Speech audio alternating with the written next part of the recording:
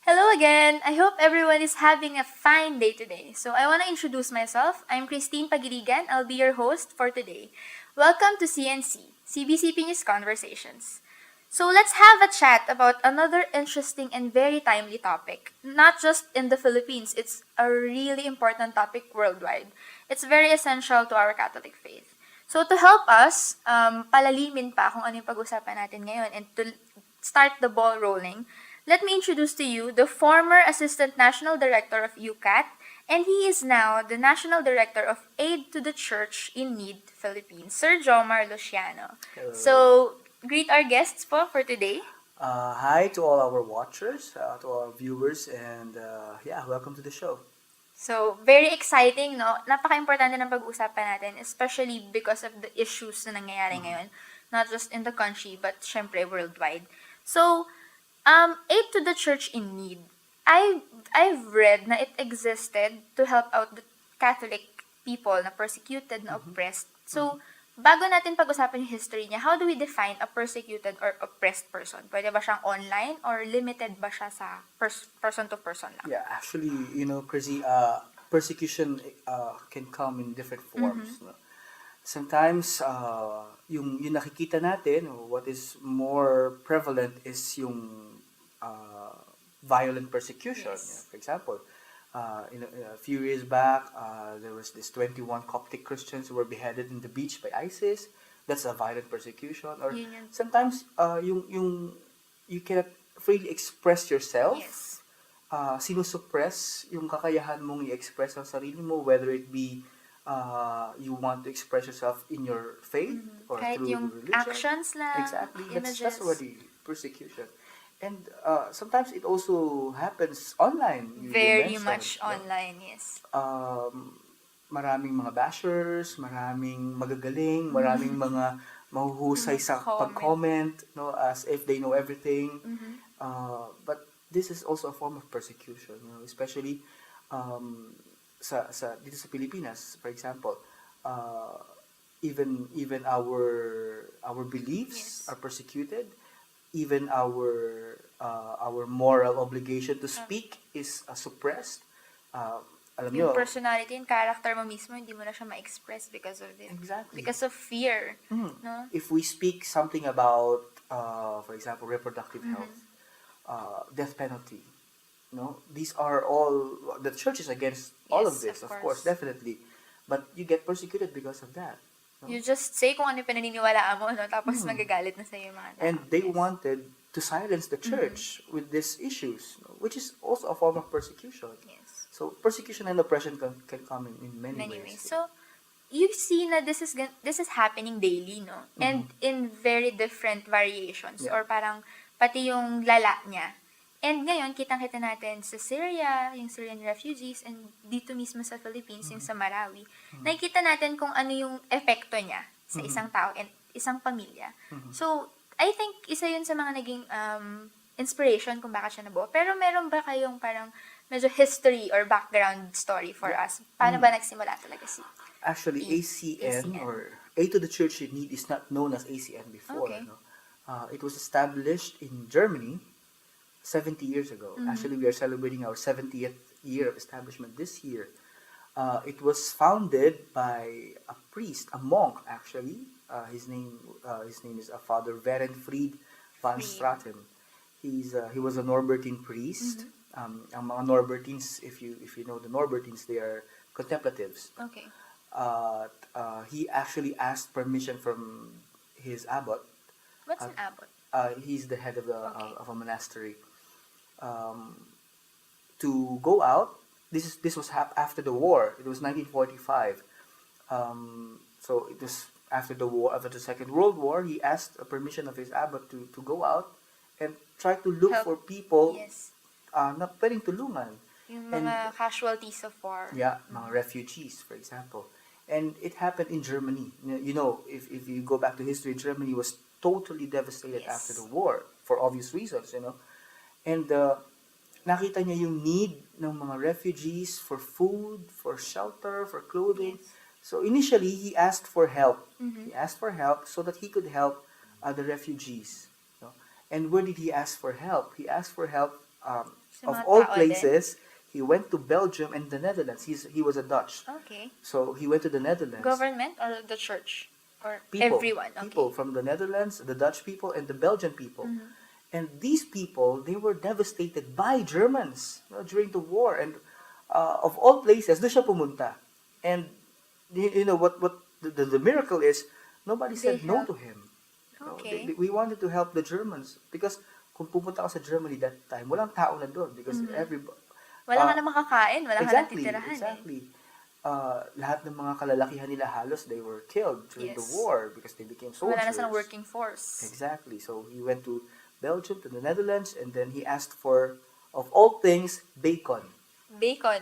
Yeah, bacon. That's why he was called the Bacon The Priest. bacon priest. That's a nice name. Yeah, he was the bacon. If you go to his office, I went to his office in Königstein, sa head office namin, at na-preserve nila yung kanyang Yung office niya mismo, And itsura. there are May bacons. pigs, mga figurines ng pigs, a lot of pigs.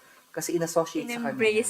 In-embrace na yung name. And Okay. why did he ask for bacon? Because it's one of the most preserved food sa kanila. Although sa atin kasi mahal ang bacon eh. True. Sa kanila it's common. Common yun. So he asked for bacon and he started distributing it. And then eventually, he saw the need for priests. He saw the need for priests to celebrate the sacraments. Yes. Kasi nasira yung mga simbahan. Nasira yung mga establishments, Wala na religious establishments. spiritual guide sa kanila, Exactly. emotionally, So physically. his next mission is to help the priests. Okay. That's why the organization that he started was called Ostpriesterhilfe, meaning help for the priests in the east of Germany. So from there, dun nag-stem yung mission Yun na yung niya. parang springboard nung Exactly. ACN. And then he started helping sa Eastern Europe, and then eventually the Holy Father Recognize the efforts of...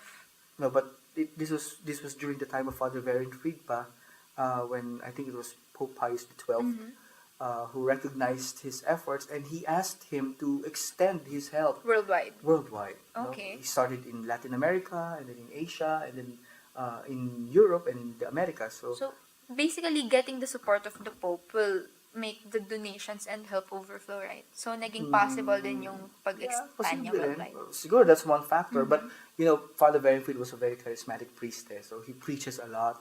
And one of the best projects that he did was to establish yung mga mobile chapels. Have you seen that? I haven't seen It's that. it's a truck na pag binuksan mo yung side, Ongoing. it becomes a church. It becomes a chapel.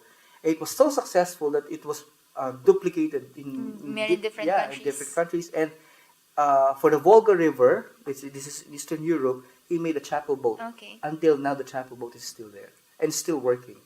So that's one of the best legacies of Father Verenfried. Na hanggang ngayon, nararamdaman natin, right? Yeah. So, there is a description in your website saying na you have projects in 140 countries, and you said meron na kayong 24 national sections, Yeah. and one of it is in the Philippines. Yep. So, how did the Philippine office became? You're right, Chris. We have we have thousands of Yes. projects in 140 countries. No? And to support those projects, we have to have national offices. Of course. No? To coordinate everything. Yep. And also, one of the purposes of a national section is to gain partners for ACN. By the way, in the 1970s, the name A to the Church in Need came to be. Okay. I think it is Officially, yeah, nakita na siyang ACN. ganun. It was known previously. I know some older bishops know it as Kirche in Not, meaning Church in Need. No? Kasi ito yung mas sikat na pangalan ng organization na ito. And from the 1940s, we started with like several offices. First in Europe, and then eventually it expanded worldwide. And you're correct. The Meron na Philippine tayo sa office Philippines. recently opened last November, November of 2016. Congratulations. Thank you. And it was the 23rd national section. We opened our latest in Slovakia early this year. It's growing, no? So, Yeah. it's a very good news. So I was mentioning a while ago that one of the purposes of the national section is to gain partners. Kasi ACN is solely supported by donors worldwide. So we have a pool of donors from different countries who give to our cause Regularly. regularly, small amounts, but on a regular basis. So I'm very proud to say that last year we had a record, Record breaking. breaking donation, more than 120 million euros Okay, was wow. donated to That's ACN. amazing. Yeah. So makita And mo, ang daming taong gustong tumulong pala, no? yes, and it's just a matter of informing them and telling them the stories of Yes. persecuted Christians and their Their baptismal. heartfelt. I like to call this, kasi in all my talks, I always say that this is our baptismal obligation Yes. because we share the same faith, and because we share the same faith, and our brothers and sisters in different parts of the world can't practice it Yes. properly, then we have this baptismal obligation to help Help them. them. So yeah. Lumalabas siya. Mm-hmm. So yeah, you were saying you had the record breaking and saan nyo siya na gastos or na prioritize? 80% or more than 80%, 85% Mm-hmm. of that went to the projects. Okay. So you can imagine how So how many how people many you projects we supported. Actually, by average, we have more than 8,000 projects annually. Okay. I mean, they submit more than that, no? So ini-screen ito, and then Kung ano yung priority yeah, talaga and and kung yung pasok ba siya sa criteria, Yes. anong ba dapat tulungan. And that, from the 8,000 na annual submission of projects, we support around 6,000, 7,000. And the rest, medyo maybe conditional. someday. That's it. So, we are supported by 600 to 800,000 donors worldwide. That's awesome. So And sana dumagdag yung viewers natin sa exactly. kanila, So no? sa Pilipinas, one of the objectives is of course to look for partners Yes. that would eventually be part of the pool of Of benefactors. So, na-mention mo kanina, the project should be in line with your objective or your goal. And it is known na your three principles are prayer, information, and charity. Can you elaborate on that? Yes, from the very beginning, of Father Verenfried's initiative, we have been guided by our three principles. Yes. It's prayer, information, and action. Action. Prayer, it's the prime objective of this foundation. Okay. To pray for the persecuted Christians, to pray for the persecuted church. Kasi sometimes we don't have the capacity to give. Indeed, although I don't want to agree with that because all of us Can we give have and will give. yeah Yes. we have a capacity to give, but for those who wanted Who are to limited or- limited yung kanilang lifestyle or what, they can pray. Of Of course. all of us are invited to pray for the It's persecuted free. Christians. Yes, kasi we believe in the power of prayer. Yes, it's and true. and the least that we can do is to pray for them. Because you can't imagine how hard it is for them to live daily their faith, to live out daily their faith. Kasi they are persecuted, they are oppressed, they are a minority, and whenever they show their faith, they are discriminated against. Yes. So we have to pray for them. This is our way of being in solidarity with them. This is our connection with them. So we pray. And information, and by the way, going back to prayer, so we organize a lot of prayer activities. Okay. That's great. For example, this coming October, we will have the 1 million children praying the rosary campaign worldwide. 1 million children. Yeah, 1 million children praying the rosary Na-excite na ako sa worldwide. miracle na ikukos niyang 1 million prayers na yan. Actually, this was established, or this was initiated by a couple in South America. It became so popular, and they asked for help sa ACN to popularize it more. And then eventually, ACN absorbed it. So, Okay, naging naging parang project niyo na siya. regular project na siya. Annual, So, yes. this year, every October 18 at 9 in the morning, wherever you are, you Pray. pray the rosary. So, yun, and other activities for prayer. And then information, uh, knowing the situation of Christians around the world is very important Yes. for us, especially now that we have all the means to do it. But sadly, a lot of information does not reach the common Christian Yes. because hindi naman sensational kasi halimbawa ang persecution of Christians. For us here in the Philippines, it's not very sensational Yes. because we have the privilege of practicing our faith openly Freely. and freely. So para sa atin, yung the persecute sila. Majority naman kasi sa atin Hindi natin Catholic. nararamdaman yun eh. We have millions of faithful going to the Traslación. Yes. We have millions of faithful going to the Santo Niño in Pag Cebu. Holy Week, ang daming tao Yes. sa simbahan. But in other countries, they don't have that privilege. And it is very sad because we don't know what's their situation. So it is our obligation to keep the world informed about what's really going on with the Christians who are Yes. persecuted worldwide. And finally, Action. action. And charity, Action. yes. So if you pray, for the persecuted church, if you are informed of their true situation, then something must be done. Automatically, dapat may Exactly. gagawin ka na, right? Something has to be done. Yes. And goes to the action part. Action meaning it's not only monetary donation. Okay. It's not only financial support, but Speaking for them. exactly, yung pagkwentuhan natin Yes. na may nangyayari dito sa ibang part ng Nigeria, sa ibang part ng Iraq.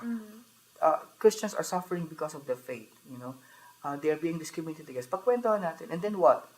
We do something. Yes. And the most concrete way that you can do is to support them financially. Yes. Because sometimes, you know, in different places, their only means of support comes from us.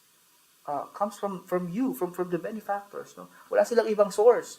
So, can you imagine how hard it is for them to live every day their faith? Dependent sila. Exactly. With So, other people. somehow we have to do something. Yes. As I mentioned earlier, this is our baptismal obligation to help our others, persecuted yes. brothers and sisters. And honestly, in very simple ways, like sharing about information, kung ano na talaga nangyayari, kung ano yung realities, malaking tulong na yun. Exactly, Sharing this exactly. video that there's Yeah. aid in the church in need. Madami makakatulong. Pag nakita mo kasing advocacy and yung importance niya, I believe na meron kasi talaga tayong call to serve other people and to help them. And yun na Yes. yung mangunguna. That's And so true. you know what? Filipinos are known for the generosity. Sobra. Mapapansin mo sa mga bisita dito, mga Exactly. tourists. So, let's use that. Kasi, you know, Filipinos are emotional. So if you touch their heart, if you touch the core of their emotions, Yes. magtutulong Magbibigay siya. yan. Actually, Tutulong siya. kahit yung mga mahihirap mismo, sila yung very generous in giving eh. Exactly. So, we're very positive and hopeful na merong magiging impact tong interview na to. So, we're I counting hope, on you guys. Yeah. Okay, so meron pa tayong meron pa akong isang question on top of my head na I've read you have report for religious freedom and last year meron tayong Yeah. copy of that na ni-release. Yeah. Kamusta yung Philippines doon? You know, the Religious Freedom Report was initiated by our London office, I think, right? By our London office, and it became parang naging program na Yes. ng ACN, and this is one of the most credible reports in the world about religious freedom. Okay. It's so credible that it is used by the UN, by the US State Department as a resource material for religious freedom. So, parang ano na siya, naging basis na siya Yes.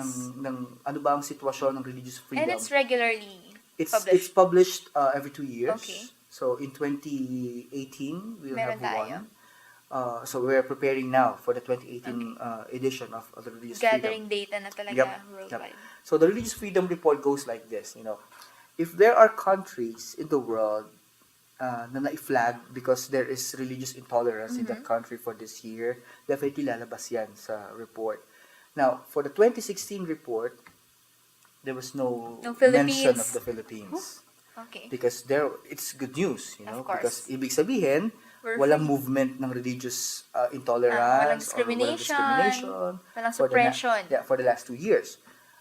So it's a good news for us Yes. Filipinos. But there are countries na consistent na nandun. Okay. They're consistently in the report. Meron talagang reports every publication. Of course, definitely. One country, for example, is North Korea. China, for example, because you cannot practice your faith there openly. Saudi Arabia, Yes. or the Middle Eastern countries, you know. But sa Philippines, wala during the last 2 years. But I think, unfortunately sa because of susunod the na report, issues. yes, definitely we will be there because nagkaroon ng movement of religious intolerance or something na ina-associate nila na religious war yung nangyayari. For example, sa Marawi, which we cannot claim. Yes. You know, and our bishops and the Bishops Ulama Conference are claiming na hindi talaga ito Religious war. about war and religion. So, This it's is just terrorism talaga. purely terror Pero act lang. may re-report pa rin siya kasi nagkaroon pa rin to ng effect. Exactly. Sa Dun mga sa mga- Muslims yes. and Christians. So the Religious Freedom Report does not only mention about persecution on Christians, but Okay. it's about religious intolerance on all religions of the Okay. world. No? Kasi hindi lang naman tayo ang na-discriminate. But sadly, 80% of persecution happening in the world is targeting Christians. No? That's, ang sakit ah. Yes, That's yes. so sakit ah. Although, sinasabi ko kayo na hindi lang tayo ang nape-persecute, but sadly and most unfortunately, 80% of all persecutions happening in the world Or Christian Christian related. persecution. Okay. Yeah. So, and it's either the Catholics or Mm-hmm. the Protestants or the Orthodox, our brothers in the faith, but they are all Christians, so they are being targeted. Okay. So, sa tingin natin, no, makakasama na talaga ang Philippines. Hopefully, Hopefully no, minimal lang, very no? minimal report, but then again, It's possible. yeah, it's possible most because likely. of what So, happened. since meron na siya, lalabas na siya sa report, more or less, meron kayong ginawa for Marawi incident? Meron kayong projects or activities? Yes, na actually we do already? have. We do have. This is actually in partnership with the Social Action Commission of the Okay. Diocese of Iligan through Bishop Elenito Galido and the Order of Malta Philippines. So the three institutions are, and us, Aid to the Church in Need, and we have already started planning for an emergency aid for Okay. the evacuees, the home-based IDPs. We call them the home-based internally displaced people. Yun yung mga tumakbo. Yeah, mga bakwit. They Okay. call them the bakwit, but they are not in the evacuation centers. They are in homes, in houses. Kapamilya nila, Pwede relatives, kamag-anak, yeah, friends. kaibigan, yeah. But they also need support because Of course. definitely yung mga pinuntahan nilang bahay, May financial limitations exactly. din sila eh. Yes, and now we are going to the second month of this conflict. Yes. So parang it's now time for, although yung mga nasa evacuation centers kasi a lot of People, institutions, dumadagsa people, talaga yeah, yung tulong. tumutulong. Pero hindi natin napapansin that there are also home-based IDPs. Yes. And these are the people that we are going to target for our aid. No, although ACN, very limited lang po kasi yung aid na maibibigay Towards these people. towards this humanitarian aspect because our criteria does not fit with the humanitarian aid, but because this is On an special- emergency, yes, this is on an special emergency aid, occasions. so we had an exception on this, and so we decided to extend our emergency Yes. aid for them in partnership with the Diocese of Iligan and the Order of Malta Philippines. So, you're gonna visit them. Paano nyo nalaman kung ilan yung taong... Oh yeah, we as I mentioned, we are in partnership with the diocese and the Order of Malta, so they have the resources. Okay. So last week, Survey. yeah, we asked Okay. the diocese, the Social Action Commission of Iligan to somehow make a survey kung gaano karami na yung nangangailangan ng tulong and which parts of Iligan, mga barangay ng Iligan. And a couple of days ago, dumating sa amin yung result.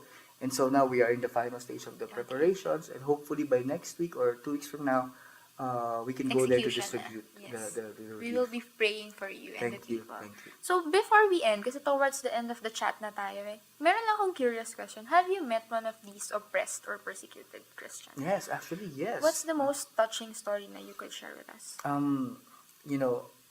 Coming from a country where Christianity thrives, where Catholicism actually is the alive, majority and yes. very much alive, and kung saan tayo yung inspirasyon ng ibang mga bansa in practicing the faith. So coming from that country, I did not expect, parang sa akin baliwala yung may persecution. Kasi hindi ko nararamdaman. I don't feel Diba? persecuted. Hindi mo mafe-feel yung urgency niya kasi dito hindi natin masyadong... Sometimes nga ako pa nga nagpe-persecute. Actually, Yes. hindi mo maiwasan minsan, Yes. no? But then, last March, some of the national directors were invited to go to Nigeria Yes. for a communication visit, something like that. So there are we are 5 national directors. Our nearest neighbor pala is Korea, so we have an office in Seoul. Challenging sa kanila, no? Yeah, but the Christianity is thriving there actually. So we went to Nigeria. We went to the northern part of the country where Boko Haram was born. I don't know if you know Boko Haram. Boko Haram is the counterpart of Al Qaeda in Africa. They became so popular when they kidnapped more than 200 school children recently from a school. So nagpunta kami doon, and then we were toured in the Diocese of Maiduguri, kung saan nag-establish ang Boko Haram. Okay. So in this diocese, they tried to bomb the bishop's house several times hanggang sa nagiba na siya. And then the bishop relocated, and then they also targeted the mosques. This extremist group are not only targeting Christians, but they're also All targeting kinds their of, fellow yes. Muslims. Kasi para sa kanila, sila yung perfect na Muslim eh. Once, Nagkukulang tong mga tao. yes, So, kailangan you are sila. not real Muslim if you are dealing with Christians. No? Okay. Kasi dapat kaaway sila. Extremist nga sila. Yeah. So, binomba nila yung mosque. And then, I went to this church, so we went to this church, kung saan kakatayo niya lang Mhm. from a recent bombing. No? And it was a Sunday when we went there, and the church was packed. No, I mean, the church was packed. Puno-puno ng tao. Sobra hanggang labas. When in fact, they are living in a Muslim community. No, and they Okay. just recently the church was recently bombed. It was St. Rita's Church. And I managed to interview one guy who had, marks, yung mga keloids niya ng sharp nose. Because he survived the latest bomb Bombing. attack. And and he was there. And he told me that I regularly go to mass, every Sunday. Kahit malayo yung bahay nila. He walks. He walks travels with me. for it. Yeah. And then, sabi ko sa kanya, what makes you come back here? I mean, After everything that happened. exactly. You can see the Traumatic scars. siya eh. And he told me a very wonderful answer. He told me, this is my faith. This is the only thing I have. This is, they came from a very poor village. Okay. And this is the only thing that I have. And yung nangyari, 2 years ago, nung binomba sila, actually made his faith more firm. Yes. It made his faith more parang Deep. deep. Yes. And he told me that every Sunday I go to mass and I consider that as my last mass. That's a very good idea. Yeah. So, my Para goodness. mai-treasure mo talaga lahat ng misang ina-attendan mo. Exactly. And that's one of the problems for us Filipinos. And Yes. sometimes we are very complacent with our We faith. take it for granted. Exactly. When these people, they really embrace their faith up to death. And sana magkaroon tayo ng inspiration from them that, of course, we share the same faith. Their faith is our faith. Yes. And if they can give importance to their faith in such a way that until death, they're willing to die for the faith, somehow we have to be inspired with that. Kasi tayong mga Pilipino, very complacent eh. Iba nga sa atin, hindi na nagsisimba. Iba nga sa atin, Okay hindi na na, nagdasal nagdadasal. naman. Okay na. I hope yung yung nangyari ngayon sa Marawi, it should be a test of our faith. And Exactly. it must strengthen it. Na parang let's protect our faith and show the world how important this is for us. So, gamitin natin siya in a way na parang it's our last mass every mass na Yeah. pupuntahan natin. Let's- Ganun yung dating niya eh. Exactly. And recently I know that you know this, that the Holy Father just paved the way to a new path to sainthood. Yes. And that is offering of life.